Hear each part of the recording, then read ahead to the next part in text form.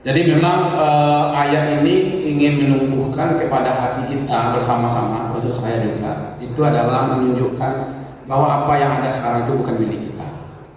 Ya. Nah, seperti yang dialami oleh banyak jemaah kita, ada orang masalah sepele dia bisa stres, tapi ada orang lain santai-santai aja. Besar masalahnya dia santai saja. Kenapa? Karena dia paham bahwa pemilik itu adalah Allah. Lalu apa yang ada? Titipan. Kalau gitu harta titipan, jabatan titipan, malah tubuh kita ini titipan. Apa yang menyebabkan manusia sombong? Gara-gara jabatan, gara-gara harta, gara-gara kekuatan, gara-gara ilmu, ya kan? Padahal itu barang titipan. Kalau itu Bapak Ibu, kalau masalah titipan, kau barajalan ke tukang parkir. Ado Pajero, ado Innova, ado Accord, ado Mercy, terus gitu ya. Makanya satu-satunya yang berani menyuruh mundurnya Anies Baswedan dulu kan tukang parkir itu lah. Mundur pak, gitu kan. Karena dia paham kan, semahal dan semewahnya mobil, ketika yang datang mengambil, dia berikan jalan. Kalau terhalang mobilnya dengan mobil lain, dicarinya orang lain tuh pak. Bahas supaya toko lewat. Karena dia paham bahwa ini bukan milik kita. Ketika kita stres, ketika kita menangis, kita sedih tadi itu, pernah perasaan tadi itu, maka itu fakir tidak punya perasaan dia.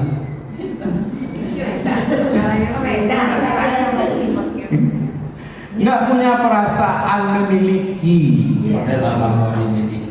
Itu masalahnya, ya kan? Nah, kadang-kadang itu merubah karakter kita. Yang selama ini orangnya adem, baik, penyapa, suka tegur sapa, suka menolong, kadang-kadang dikasih sedikit jabatan, nah datang ongehnya kan, dikasih sedikit harta, nah datang, ya kan? Nah, maka itu ketika dia berputus asa saat kehilangan, ya kan? Jadi ayat ini menunjukkan nggak usah kita berputus asa dengan apa yang, karena Allah yang atur semuanya. Padahal bapak-bapak likulli ummati ajal. Ajal itu bahasa kitanya apa? Ajal. Batas. Hah? Batas. Pastilah ada batasnya bapak ibu, ya.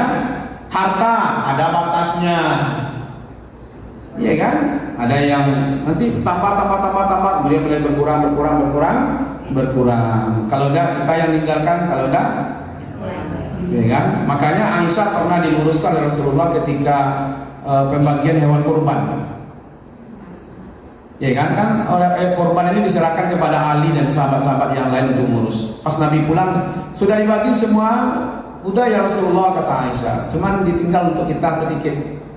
Kata Rasulullah, yang untuk kita itu yang kita bagi itu, yang kita bagi-bagi itulah yang untuk kita.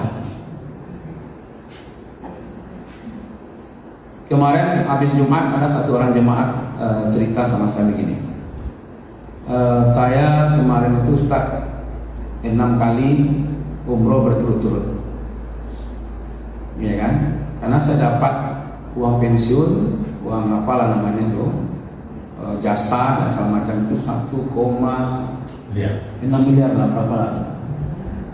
Nah, lalu saya gunakan setiap tahun, ada sama anak, ada sama istri gitu. Karena saya yakin yang inilah yang untuk saya. Tapi teman-teman saya Ustaz dapat 1, sekian miliar itu dibuat rumah kos, dibuat itu, kemudian dia meninggal, ya kan? Nah itulah, disitulah letaknya bedanya. Saya bersyukur ya Allah, untung Engkau bimbing saya bisa pergi umroh. Nah gitu kan. Akhirnya dia mengatakan yang saya gunakan untuk umroh itulah yang milik saya.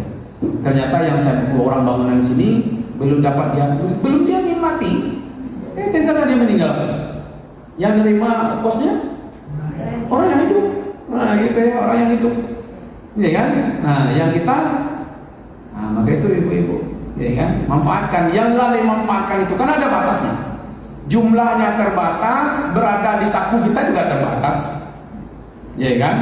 Kalau ada yang dapat kekuasaan ya terbatas juga. 3, sekurang-kurangnya 5 tahun. Kalau kita pilih aja berarti syukurlah, kalau enggak tak pilih apa jadi orang biasa Ustaz. Jadi kalau tak pilih petang jadi orang ada batasnya loh. Pastilah. Iya kan? Sehebat-hebatnya Fir'aun itu marah hebat. Tetap jadi batas. Waktu kita juga terbatas. Semakin tambah umur bukan semakin kuat. Ya, semakin lemah. Tenaga juga begitu. Ilmu juga terbatas. Semakin hari semakin banyak yang hilang. Kalah dari tadi kewah. Kau aja tahu. Ya kan?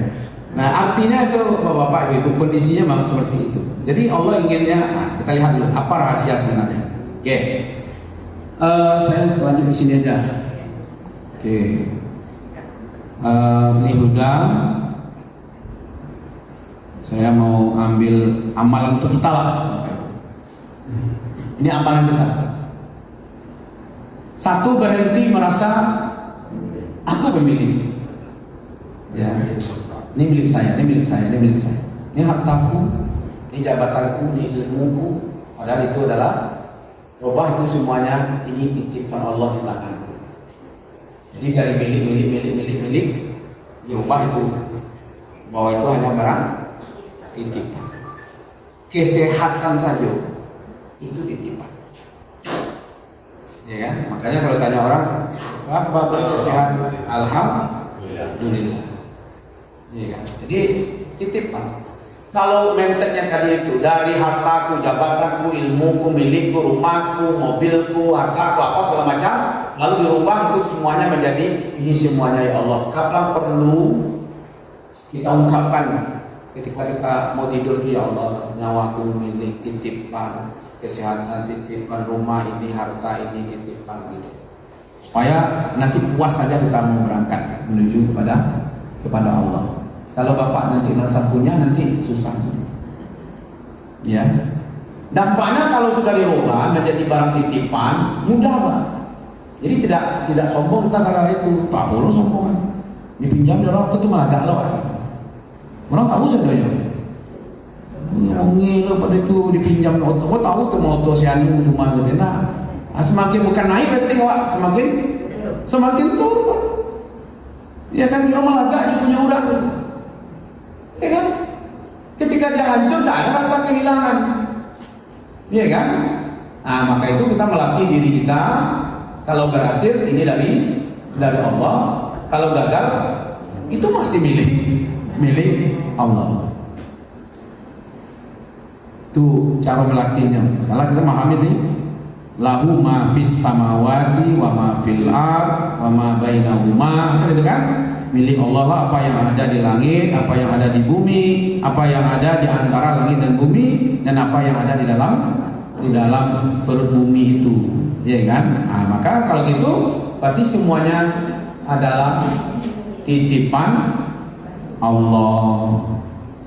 Kalau barang titipan dijemput oleh orang yang menitip, ucapannya terima kasih. Ibu barale, madu paralu, pinjam karpet tetangga sabalah, seminggu 2 minggu lalu kita pulang ini, tiba orang punya karpet manjapui. Ante, kecamalah siap karpet, aja ibu. Maaf yo, kayak gitu mama yo, lalu sempat ante mantan dulu, malu lu ante rasanya, ambil ante gini ya, nah. Tapi merungi-rungi baru sebulan baru karpet di rumah awak langsung dijapui ya sekali. Nah, kurang tahu dia. Udah tahu dulu. Hah? Udah, ibu siko dah tahu. Waduh seorang-seorang ya, ibu pun banyak aja. Iya kan? Iya kan itu kan. Masa bulan masih aja masuk. Iya kan? Harusnya minta maaf kan? Dia mau sampai maaf ke mama yo, dia enggak sempat nanti alhamdulillah itu nah. Nah, kenapa? Karena paham besok karpet itu pinjaman, harus bersyukur kan? Berterima kasih, talambe lo mantap minta maaf lo gitu. Nah, ada tuh bab-bab lain itu. Iya, itu dia. Oke, itu amalan kita ya. Satu, merubah dari rasa memiliki dengan rasa dititip. Mudah tuh Ustaz? Sulit tuh. Iya kan?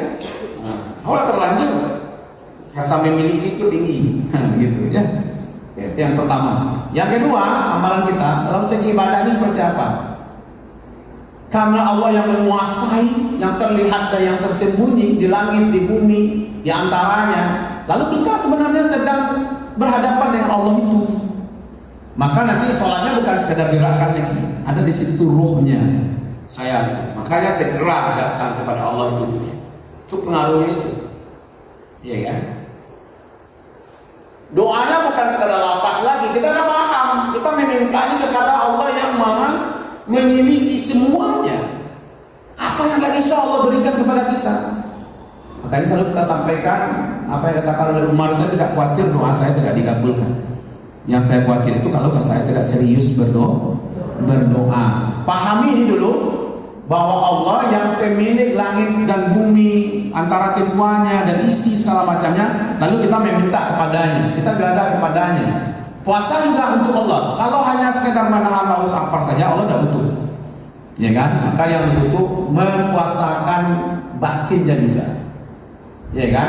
Nah, kalau terapan yang gitu, Allah tahu ibadah yang kita pamerkan, apa ibadah yang kita sembunyikan, mau Bapak lihatkan kesedekahnya atau sembunyikan, mau zikirnya terang-terangan atau sembunyikan, toh Allah jangankan itu ya, semua yang tersembunyi, yang kita pun tidak tahu, Allah tahu tuh. Nah, itu, ya kan? Nah, maka itu nanti di sini kalimatnya apa? Ini pertanyaannya untuk kita Ibu. Ketika kita beribadah ada orang, ketika kita berada tidak ada orang, kualitasnya seperti apa? Alhamdulillah. Itulah yang penting sebenarnya. Tapi kalau di masa haji, Allah, enak. Kalau di masjid lebih mudah untuk mengiringi dengan salat rawatib, tapi mudah zikir. Assalamualaikum warahmatullahi. Assalamualaikum warahmatullahi wabarakatuh. Baca zikir. Astagfirullah. Allahumma antas salam wa minkas salam. Tabarakta ya dzal jalali. Tapi kalau di rumah Assalamualaikum warahmatullahi wabarakatuh. Allahumma lantas jalan. Aduh, sini di kaca, jalan-jalan tampilannya. Perubahan kalau memahami Allah menguasai, maka sama saja. Mau dilihat orang, tidak dilihat orang, itu yang kita coba.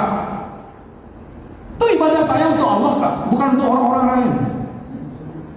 Itulah nikmatnya mentadaburi, ya kan? Mengajarkan kepada diri kita bersama-sama. Bagaimana kita coba mengolah hati kita masing-masing. Ya kan, bahwa apa yang saya kerjakan ini murni karena Allah, tidak dipengaruhi oleh lingkungan siapapun. Insya Allah tuh Bapak Ibu, lama laun nanti kita akan adem, nikmat, ya kan? Masa ya orang senang-senang bisa nikmat? Ya nah, ya kan? Nah, masa ibadah tidak nikmat. Itu yang kedua. Yang pertama tadi apa? Merubah rasa memiliki dengan rasa titipan. Itu lahir dari ayat lahu ma fis samawati wa ma fil ard wa ma bainahuma itu. Ya, yang kedua lahir perasaan sama saja. Mau dilihat orang dan dilihat orang, mau dipuji dan dipuji orang, sama saja. Ya kan? Kan toh kita bukan untuk orang. Kita hanya untuk lillah. Ya kan? Kalau ibu-ibu tidak bisa yang kecil-kecil berbuat seperti itu, buatlah kadang-kadang. Bukan? Yang kita tidak bisa kan? Itu makanya yang dihargai itu yang kecil tapi terus. Biarlah Bu, 1.000, 2.000, yang kecil-kecil saja kita. Karena kita lebih mudah mengikhlaskannya, ya kan? Tapi kalau sekali bantu 5 juta, lu puluhnya terima kasih, itulah manusia Ustaz. Dan pertama kali terima kasih sudah pandai dan. Berarti masih mengharap juga balasan dari manusia. Itu dalam segi ibadahnya seperti itu. Dilihat atau tidak dilihat orang sama saja.